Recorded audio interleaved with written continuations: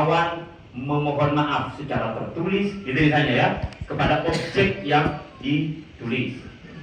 Ketika kemudian itu tidak dimuat di media resmi berbadan hukum, maka jelas akan dilimpahkan ke kepolisian untuk kemudian menjadi delik hukum, gitu ya. Nah, kenapa begitu? Karena sebelumnya Kapolri, Kapolres, Kejaksaan sudah menandatangani MOU untuk kemudian menyelesaikan sengketa pers melalui Dewan Pers, gitu ya.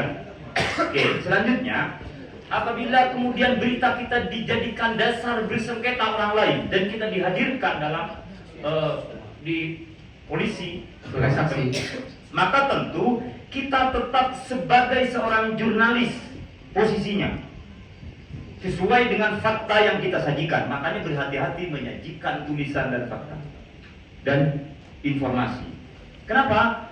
Karena publik juga hari ini sudah ngerti dan paham tentang bagaimana jurnalisme itu, jurnalistik itu, aturannya. Berhati-hati di situ.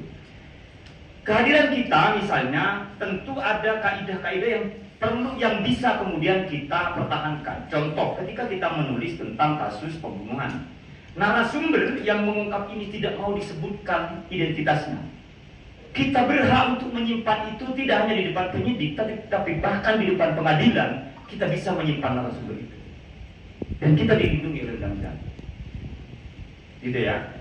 Nah, itu terkait pertanyaan Mas. Makanya kemudian kita ini hebat banget gitu ya. Udah berbuat salah, misalnya nulisnya salah, tetapi kemudian narasumber, sebenarnya ada mekanisme sebelum masuk ke Dewan Pers, ini mereka mestinya minta hak jawab. Kecuali kemudian kita merasa benar dan hak jawab itu kita tidak berikan, ini masalah ini. Bisa saja kemudian narasumber kemudian mengajukan ke Dewan Pers. Barangkali nanti Mas Jul bisa mendalami lebih dalam terkait hal itu.